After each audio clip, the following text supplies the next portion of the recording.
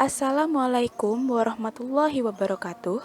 Kami dari kelompok 15 yang beranggotakan Hendrawan, Jasmine Vita Intanasana Nuryuda, dan Sinta Dewi Kristina akan mempresentasikan mengenai materi kontribusi pembangunan berkelanjutan pada pendidikan biologi dan harapan untuk masa depan. Yang pertama yakni kontribusi pembangunan berkelanjutan untuk pendidikan biologi. Jadi, semua aktivitas terkait pembangunan berkelanjutan adalah mendasarkan pada pendekatan secara holistik dari 3 pilar utamanya, yaitu lingkungan, masyarakat, dan ekonomi, dan selalu mengacu pada dimensi budaya. Maka, diperlukan orientasi baru dalam sistem pendidikan dan cara mendidiknya. EFSD atau Education for Sustainable Development merupakan konsep baru pendidikan yang dirancang oleh UNESCO sejak tahun 2004 dengan maksud untuk menjamin keberlanjutan masa depan generasi penerus. EFSD adalah pendidikan untuk mendukung pembangunan berkelanjutan, yaitu pendidikan yang memberikan kesadaran dan kemampuan kepada semua orang terutama generasi mendatang, untuk berkontribusi pada pembangunan berkelanjutan masa sekarang dan masa depan.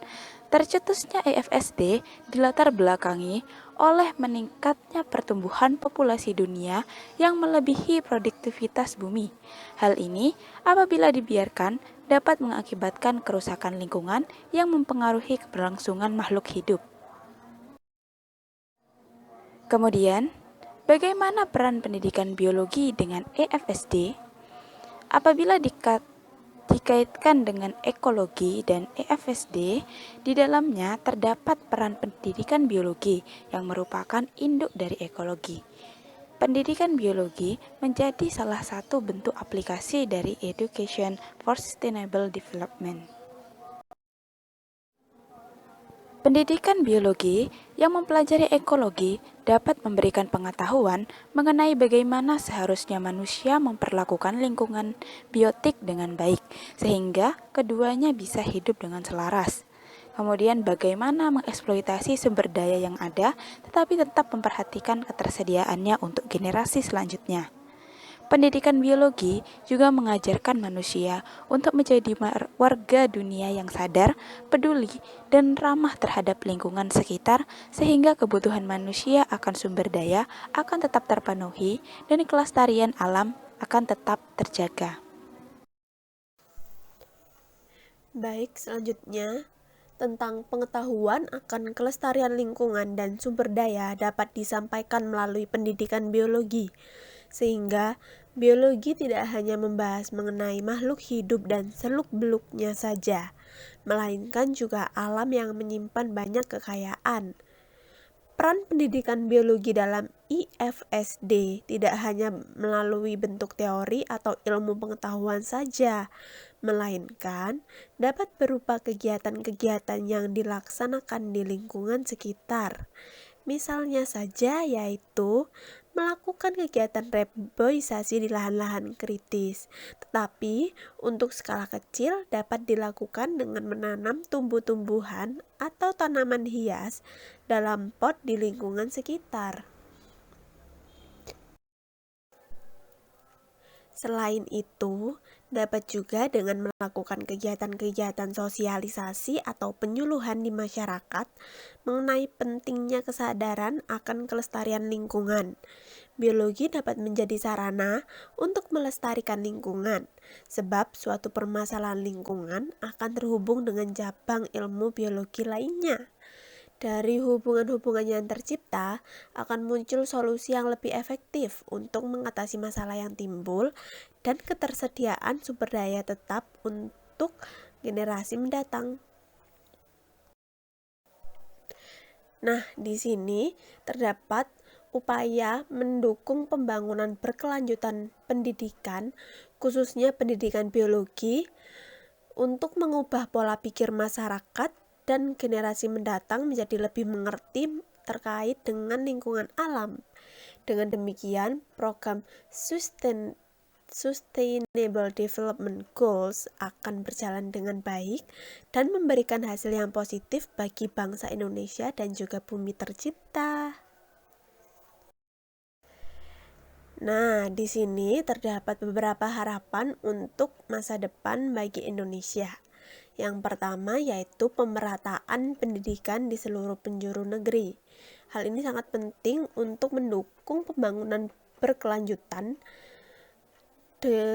di bidang sumber daya manusia untuk meningkatkan kualitas sumber daya manusia di Indonesia. Dan untuk nomor 2 yaitu pembangunan infrastruktur secara merata di seluruh pelosok negeri. Dan nomor 3 yaitu kebutuhan pengajar dan tenaga medis yang mumpuni serta amanah di setiap daerah untuk meningkatkan sektor pendidikan maupun sektor kesehatan di berbagai wilayah di Indonesia. Di sini yang keempat yaitu menghilangkan diskriminasi, yaitu mereka yang tidak memiliki pendidikan tinggi juga memiliki kapabilitas yang tersendiri. Jadi kita tidak boleh membedakan dan kita tidak boleh menggolongkan bahwa orang yang berpendidikan tinggi pasti memiliki ilmu yang tinggi pula dan memiliki attitude atau tata krama yang baik. Karena pada zaman sekarang tidak semua orang berpendidikan itu memiliki attitude yang baik, sehingga kapabilitas seseorang itu ditentukan oleh karakter oleh masing-masing individu itu sendiri, bukan dari gelar yang dia capai. Nah, di sini terdapat peran pemuda. Kita itu apa sih? Kita itu jadi apa sih bagi bangsa Indonesia? Nah, kita itu sebenarnya adalah pemuda dan mahasiswa yang merupakan harapan bagi masa depan bangsa dalam upaya mewujudkan cita-cita bangsa Indonesia yang mengharapkan peranan pemuda dapat menjadi karakteristik yang baik bagi Indonesia. Untuk mencapai kondisi yang baik, generasi muda Indonesia harus mempunyai jati diri yang sesuai dengan nilai-nilai luhur bangsa, sehingga dapat mencapai tujuan-tujuan yang sudah ditentukan oleh negara. Lanjut, masa depan kebangsaan Indonesia sangatlah ditentukan oleh generasi muda terdidik dan terlatih. Apalagi mereka adalah generasi yang banyak mendapatkan berbagai pengetahuan teoritis yang bermanfaat bagi kaum intelektual. Oleh karena itu, pemudalah yang dapat mengubah pandangan orang terhadap suatu bangsa dan menjadi suatu aspirasi bagi para generasi terdahulu untuk dapat mengembangkan suatu bangsa dengan ide-ide ataupun gagasan yang berilmu, wawasan yang luas, serta berdasarkan kepada nilai-nilai dan norma yang berlaku dalam masyarakat.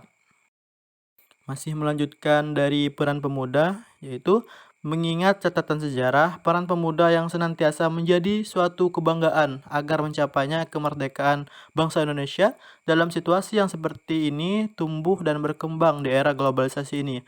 Menuntut peran aktif pemuda sebagai kekuatan moral, kontrol sosial, dan agen perubahan dalam segala aspek pembangunan nasional. Selain itu, dalam pembangunan nasional, pemuda diharapkan mampu bertanggung jawab dalam menjaga Pancasila, keutuhan NKRI, dan memperkokoh persatuan dan kesatuan bangsa.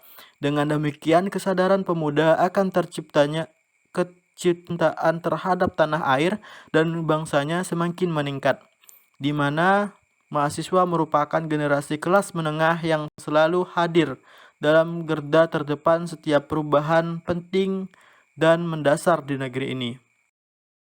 Pemuda juga diharapkan tetap terus menempa dirinya menjadi pribadi-pribadi yang memiliki kematangan intelektual, kreatif, percaya diri, inovatif, dan memiliki kesetiakawanan sosial dan semangat pengabdian terhadap masyarakat, bangsa, dan negara yang tinggi, yang dapat meningkatkan penyebar luasan prinsip-prinsip kesadaran bernegara kepada masyarakat melalui suatu lembaga pendidikan formal maupun non-formal.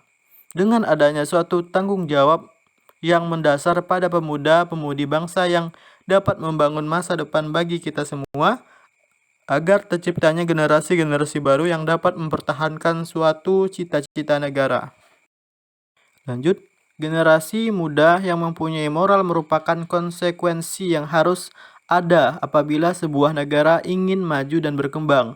Tidak akan mungkin negara bisa berkembang apabila generasi muda dari bangsa itu sendiri tidak memiliki akhlak yang mulia, tetapi justru mengedepankan kemungkaran menuju kerusakan.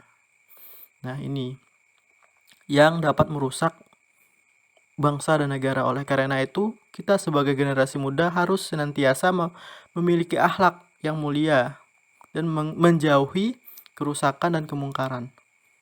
Selanjutnya yaitu suatu bangsa yang besar dan dapat bertahan secara berkelanjutan karena adanya pemuda yang menggerakkan perubahan dan melakukan tindakan yang positif dan kreatif untuk kemajuan bangsa.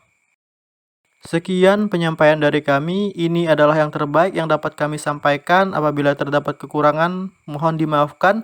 Terima kasih. Wassalamualaikum warahmatullahi wabarakatuh.